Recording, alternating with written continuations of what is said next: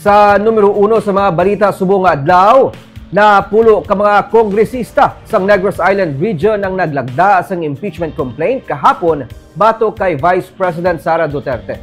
5th District Representative Dino Yulo ang naglagda sa impeachment complaint pagkatapos nga ma-adjourn ang session sa House of Representatives. 215 tanan ka mga kongresista ang naglagda sa impeachment complaint kontra kay Vice President Duterte. Base na sa na-transmit sa Senado para sa trial. Suno kay Abang Lingkod Party List Representative Stephen Paduano na nagaserbe man nga caretakers ang 3rd District. Nagkit-anay sila kahapon ni Yulo matapos ma-adjourn ang session kag iya na kumpirma kay Yulo nga ini ang nakalagda. Wala makasabat si Yulo sa mga tawag sang media.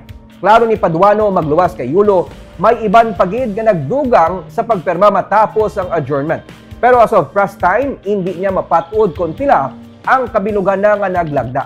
Patag ni Paduano, 215 ka perma nga nabaton sang Senado na lambot na o kung sobra na ini sa 1/3 nga ginakinahanglan base sa rules of impeachment.